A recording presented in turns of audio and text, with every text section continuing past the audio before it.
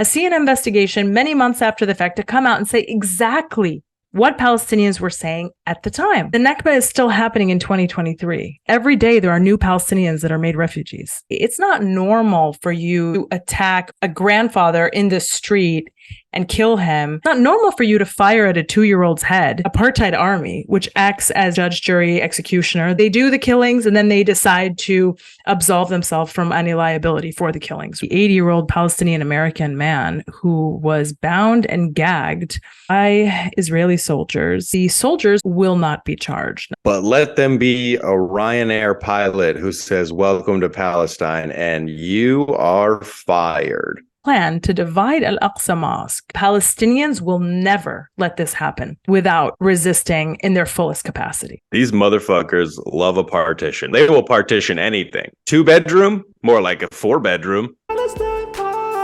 Hello and welcome to episode 97 of the Palestine Pod, the weekly podcast where we break down the latest headlines dealing with Palestine from all over the world and bring you stories, commentary, and interviews with the aim of supporting the Palestinian struggle for decolonization, justice, and equal rights. I'm one of your hosts, Lara E. You might know me from Instagram as @GazanGirl, and I'm joined by my co-host, Mikey B. What's up, y'all? Mikey B on TikTok, Michael Schertzer on Instagram. And you can call me Mikey Intifada if you almost crashed and burned over a pilot saying, "Welcome to Palestine." Ooh, that's a good one. Before we get into today's episode, please like, comment, and subscribe if you hang out with us on YouTube. If you're listening on a podcast app, subscribe and leave a review. As always, you can find our full episodes and sources on PalestinePod.com. And if you want to get involved in the conversation, reach out to us at PalestinePod@gmail.com and give us a follow on Instagram @ThePalestinePod. Find us also on Patreon, where you get early access to the Palestine Pod episodes and additional podcasts per week. It's a little more laid back. We talk politics, Palestine, pop culture, and get a little more personal. We're also hosting our monthly Zoom happy hours with our Patreon subscribers only. So really exciting stuff. Check us out on patreon.com/PalestinePod. Israeli MP proposes a plan to divide Al-Aqsa Mosque. These motherfuckers love a partition plan. They will partition anything. 2-bedroom, more like a 4-bedroom. It's just crazy to me because they forget that they're occupying us, making proposed plan to divide Al-Aqsa Mosque. You don't get to make a proposed plan to divide Al-Aqsa Mosque. You are an occupation. You are supposed to leave and then pay us reparations for all the time that you've been here illegally and all the shit that you've done. You don't get to propose a plan to share land that isn't yours, and not just any land, but the land on which Al-Aqsa Mosque is. You don't get to do this, but it's crazy because you read the headline, and if you don't know anything about what's happening in Palestine, you read this headline: Israeli MP proposes plan to divide, just plan to share the area. Well, why not? It's just a plan to share the space. This is an act of aggression. This is essentially a war cry. If the apartheid state persists in this or any sort of plan similar to this to try to divide the land on which the Al-Aqsa Mosque is, or to take parts of that land so that they can do something with it, it's not going to end well for the apartheid state. So I don't really know how they expect this to play out, but Palestinians will never, ever let this happen without resisting in their fullest capacity. It's never going to happen. Please go ahead and try. I'm going to cut that out, huh? Which one? Please go ahead and try. Like, who can? Why? They don't need an invitation. They're like vampires. Like, why would you invite them? You already know that they are engaging in these demonstrations where they raid the mosque, where they raid the compound, and they're extremely violent, or they're just doing it to normalize the presence of settlers in the area of the Al-Aqsa compound, right? They are bringing like tours in under military guard and displacing Palestinians who are worshiping in order to make space for these settlers who come from literally wherever. We also know that they are excavating neighborhoods underneath Al-Aqsa so that it's actually like at risk of collapse the neighborhoods are because of the way that they have dug out underneath. And if you'd like to see more about that, you can go to Adnan Bark's story highlights. He has a bunch of videos where he toured the neighborhood right by Al-Aqsa and saw that, the Zionists are literally taking the floor out underneath them, like evil coal miners. On your point that this comes on the heels of a recent increase of Israeli settlers rushing the mosque under apartheid police protection without permission, obviously, from Palestinians. The Middle East Eye reported that in 2009, 5,658 settlers entered the mosque in such incursions. But in 2019, the number rose to 30,000. And so this is a trend. They are increasing their presence. It's becoming more and more hostile, and they are becoming more and more belligerent and extreme. So very, very scary stuff. And nobody's stopping them, right? Nobody's saying anything to stop them. But let's all remember that Jerusalem is occupied. That's the position of international law. It's now a permanent occupation. They've been there since 1967. Permanent occupation is completely contrary to the rules pertaining to occupation under international law, which is supposed to be temporary in nature. They have no right as an occupying power to assert any sovereignty over this land. And yet that's exactly what they are doing when they are making permanent changes to the land and the facts on the ground or proposals of this sort. That's exactly what they're doing. So this is just further example of continued flagrant violations of international law that the world is simply not holding Israel to account for. So Ben White tweeted, 48 hours, 2 stories, one grim microcosm. And he put side by side excerpts of 2 stories which highlight Israel's impunity before the world for its aggression towards Palestinians. You may remember the story of the 80-year-old Palestinian-American man who was bound and gagged in occupied Palestine by Israeli soldiers and was beaten and eventually died. The apartheid state has come out and has said that the soldiers who bound and gagged him before he died will not be charged. The apartheid state will often announce that no accountability will take place many months or years after the incident itself takes place, because they know that nobody's paying attention anymore to that particular incident, that the news cycle has passed.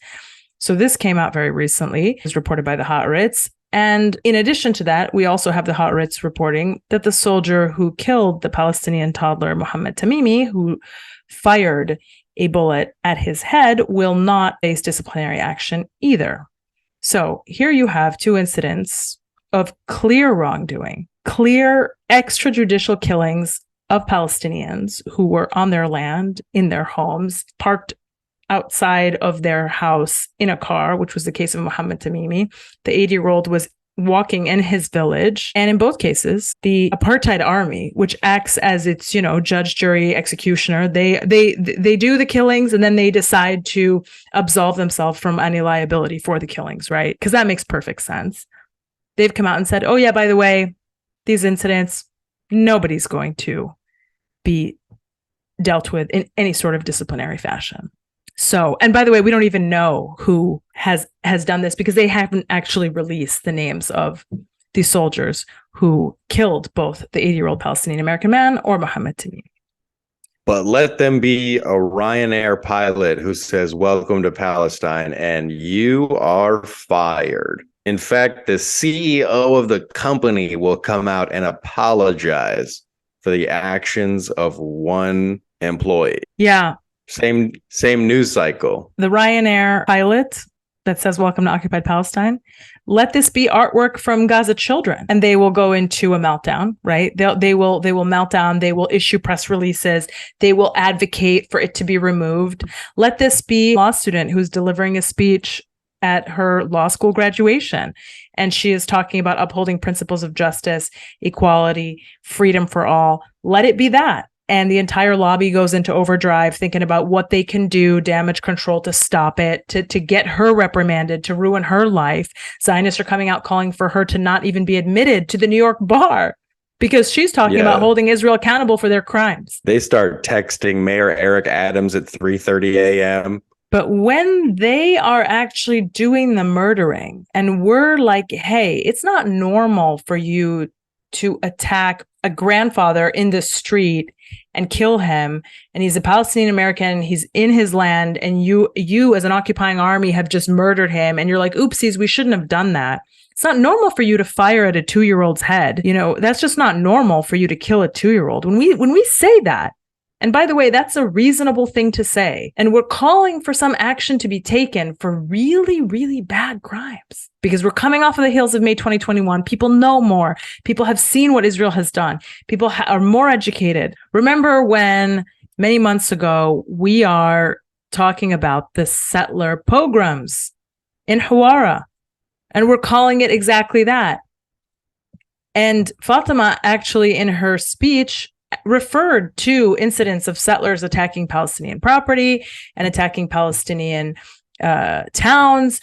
And this is the kind of thing that the lobby was going nuts about. Oh, she can't possibly say that. What is she saying? Well, what did CNN publish a couple of days ago? They published an article titled, Israel's military called the settler attack on this Palestinian town a pogrom. Videos show soldiers did little to stop it. So now, many months after the incident, we have a full investigation carried out by CNN, which has analyzed video, interviewed individuals who were eyewitnesses, interviewed 2 Palestinian journalists, interviewed an Israeli soldier, and they have put together their own investigation of the incidents which took place in occupied Hawara. And now we have total validation of all of the reporting that we did at the time, and all of what Palestinians were saying at the time was, we are being attacked by settlers. This is a full-blown pogrom. They are attacking all of our property. They are beating us in the streets. They're burning our houses down. And the Israeli apartheid army is protecting them. Bro, they were live streaming it on TikTok. Everybody was watching. Exactly. But the mainstream, they were like a hashtag pogrom. When you try to communicate that that's what's happening in mainstream spaces, like Fatima did at her law school graduation, you are instantly met with all of this doubt, smears of, oh, you're a liar. And she's talking about things that have happened. And not only is she talking about things that have happened, but now she's talking about something many months later. CNN comes out and says exactly that. They say, when hundreds of Israeli settlers rampaged through Hawara and surrounding Palestinian towns on February 26th, leaving at least 1 Palestinian man dead and hundreds injured, CNN found not only did the forces fail to stop the riots in Hawara, they did not protect residents as settlers set fire to Palestinian homes and businesses and blocked emergency services from responding. Instead, when residents threw rocks in reaction to the settlers' aggression, Israeli forces fired at the Palestinians with tear gas and stun grenades, according to the analysis of the footage and the eyewitness accounts. No shit, Sherlock. We know this. We say this is what we tell people that they do. We narrate our experiences all the time, but we are never believed. And it takes a CNN investigation many months after the fact to come out and say exactly with precision what Palestinians were saying at the time. I think that this is something that goes to the heart of one of the biggest problems that we're facing as we advocate for our liberation, which is that Palestinians are not believed about their own lived experiences. They're ignored. They are not believed. They are not seen as credible narrators of their lived experiences. And we have time and again, in so many situations where Palestinians narrate what has happened to them with precision, they document crime after crime after crime. Nothing happens to bring any sort of accountability. And then many months later, an investigation will come out that proves exactly what they said is correct. And then still the impunity will persist. That is the very dangerous pattern that we are seeing. And it makes me desperately hopeless sometimes when I see it, because I'm like, what else is it going to take? Probably some guns. Yeah, look, it's funny. When we were in Brussels, we asked some of the MEPs, we said, what's like a red line that if Israel did this one thing, then the international community would be mobilized to actually do something? Because, you know, they've done some really bad things, and we all agree that they've done some really bad things, and you're allegedly an ally in front of us. So do you have a sense of like, what is the red line? And we were just met with blank stares, and like, basically they could do anything. And nothing would be a red line, is what we were told. There is no red line. Yeah, they're not really into lines over there, you know, because then they just try and take more anyway. They try to steal the Jordan Valley. It's got Jordan in the name. They're pushing up on Lebanon like they were already kicked out of Lebanon. They are occupying Syria. Donald Trump recently said, "We gave you the Golan Heights" to a bunch of Jews in Florida. Like, the vibes are off. Who is Donald Trump to give somebody the Golan Heights? Like, Donald Trump could not pick out the Golan Heights on a map if it wasn't labeled and pointed out to him. Yeah. He for sure has no idea. He has for sure no idea where it is. He's talking about it like it's Park Place on Monopoly. We gave you the good properties. We gave you... There's a great article in the Middle East Eye by Gideon Levy about the recent displacement of Bedouin Palestinians from the Ain Samia village. It's called Silent Transfer, How Israeli Settlers Are Launching a Second Nakba. And it speaks about how settlers physically drove Palestinians from the Ain Samia village out of their homes. And he argues that this is part of a systematic scheme that serves the settlers' vision to remove all Palestinians from the West Bank. Now, of course, we know that that's what they're doing, and that's what this is all about. But it's these singular incidents when you view them on their own, and then you have to zoom out and understand the context that they're part of. But he speaks about this particular incident of 37 Bedouin families of the Kabana tribe who were basically made homeless overnight because of settler invasion into their village, which is crazy because it's like the Nakba is still happening in 2023. And every day there are new Palestinians that are made refugees every single day. And again, the question then is like, okay, refugees overnight, where are they going to go? Most of their property had been left in the village. They are not being allowed to return. Israeli settlers rushed into the village to forcibly appropriate its lands, use their fields for grazing, and prevent their return, even clearing away some of the furniture. Sound familiar? It's literally the same playbook from 1948. It hasn't changed at all. Now they just have millions of dollars they spend on PR, maybe billions even. Gideon Levy writes, the settlers' success in Ain Samia, and before that in another nearby shepherding community, will encourage them to continue along their chosen path. They have already managed a partial ethnic cleansing of areas of the Jordan Valley and the southern Mount Hebron. Settlers will be like, I'm indigenous to Palestine. That's why I was born in Milwaukee and I live in the Jordan Valley now. From the Bedouin and Palestinian standpoint, Ain Samia is unequivocal proof that the Nakba is not over. It has continued mostly without interruption since 1948. The catastrophe has not ended. He speaks about how he actually visited Ain Samia a few days after the settlers expelled the Palestinian families from the village. He says, I visited the abandoned village and the temporary refuge of the families. At the village left behind, from underneath some damaged plywood, came a faint bleeding noise. Oh my God. Lifting the board revealed a heartbreaking sight, 6 tiny puppies in a heap. Oh my God, this is so sad. Their mother had departed with the villagers, leaving the pups to their fate in the desert. The sight was heart-wrenching. How would we save them? This is reminding me of the video that I saw a couple days ago. I think it was on Eye on Palestine, about an Israeli sniper that shot a Palestinian, like a cat in a Palestinian town. Did you see this? Straight in the stomach. And it's like, Israeli apartheid, also bad for the animals. Not good for any living thing. Not good for people, animals, or the environment. How is it possible that the internet made and tracked down a guy who messed with cats and then they made a movie about it. It was called like Don't Fuck with Cats or something like Yeah, that. yeah. Yeah, that Right? Netflix movie. Yeah. And this guy became like a dang international headhunted, like Yes. most wanted man. Israelis can just shoot cats willy-nilly. Zionist shoots a cat?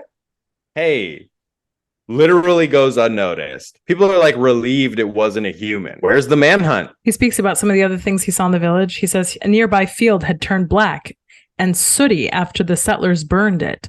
The village school stood atop a hill, its doors locked, but all the windows were smashed and removed by the settlers. It's crazy because the school itself has a plaque with the names of the donors who helped establish the school, including EU foreign ministries and aid agencies. So they're there providing international funds to Palestinian villages, which are in real time being ethnically cleansed by settlers. Wouldn't it be relevant for the EU to step in? You know, they built that school. Wouldn't it be relevant for them to know that village is now ethnically cleansed? Like, is that not? Hey, they destroyed your school that you built. Any questions? Any comments on it? Nah, no red line. EU is so unreliable. But in better news, China has reiterated that Palestine should become a full member of the UN.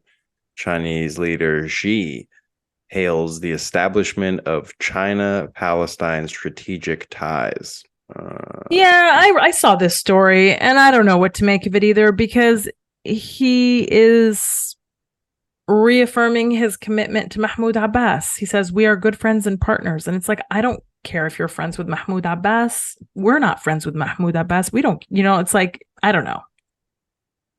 Yeah.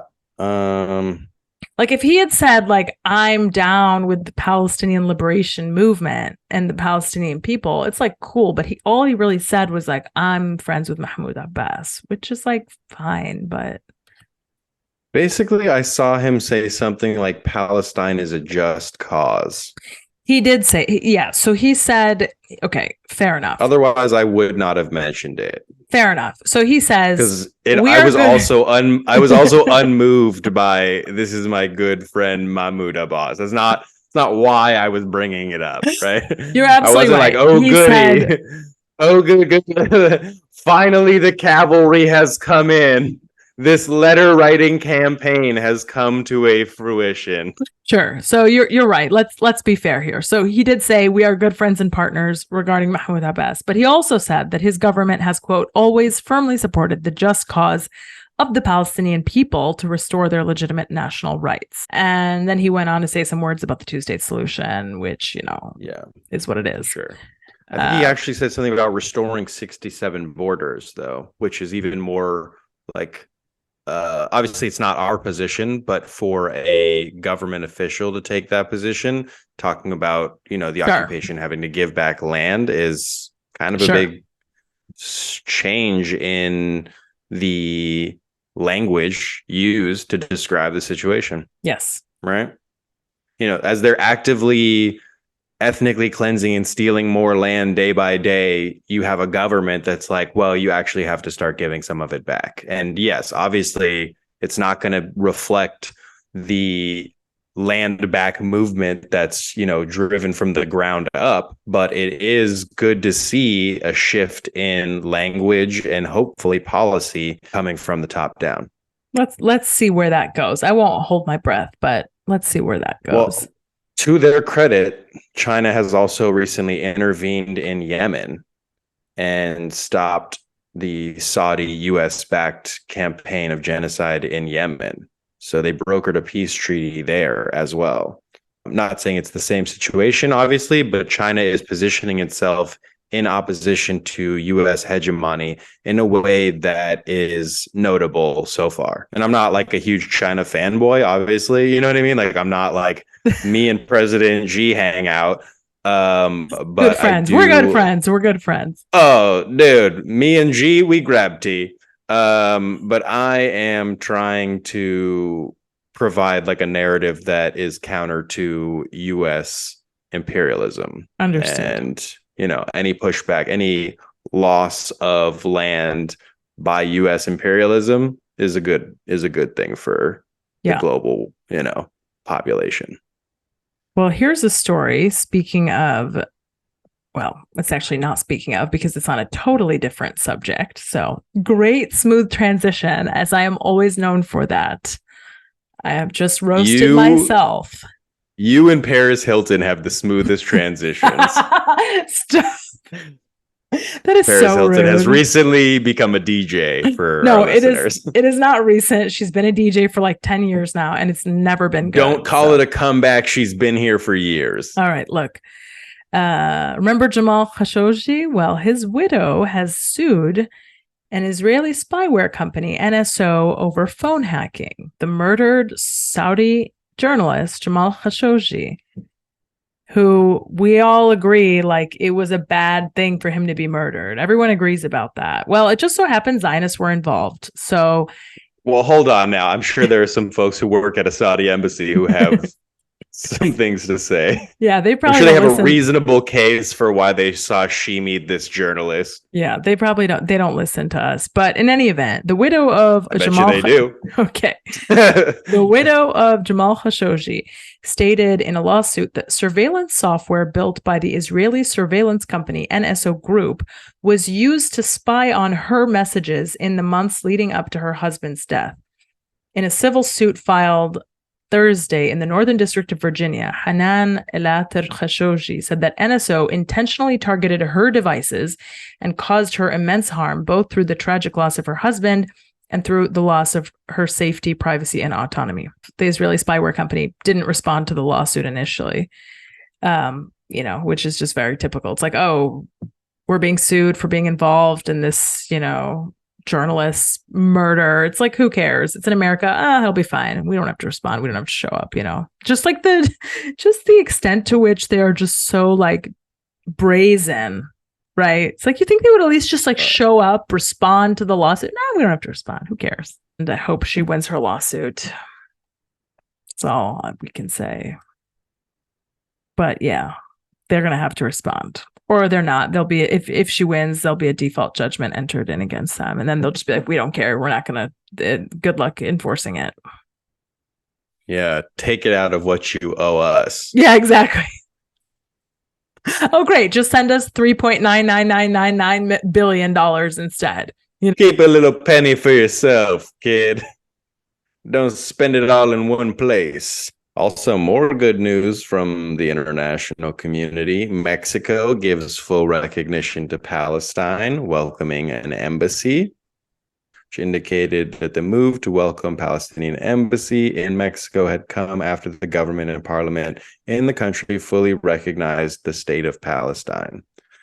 This measure is undertaken in the spirit of cooperation and friendship between the two countries, which is evidenced in the continuous development of bilateral relations in the bilateral and multilateral sphere since its Palestine's establishment in 1975, said the report. The Ministry of Foreign Affairs and Expatriates expresses its firm conviction that the measure will significantly contribute to the continued development and strengthening of relations between the United Mexican States and the State of Palestine on the basis of mutual respect and recognition and for the benefit of the two peoples, as well as contributing to the international security and development, it added.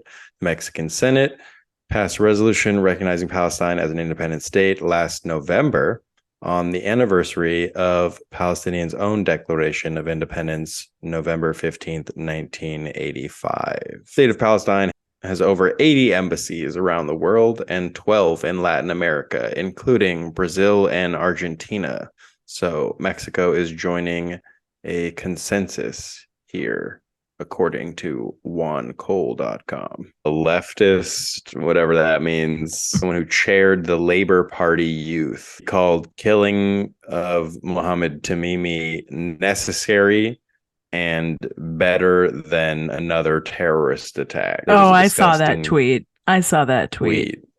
Yeah. That was a weird tweet. You know why? Because it starts like this. Yes, it is necessary. Yes, we have the right to defend ourselves.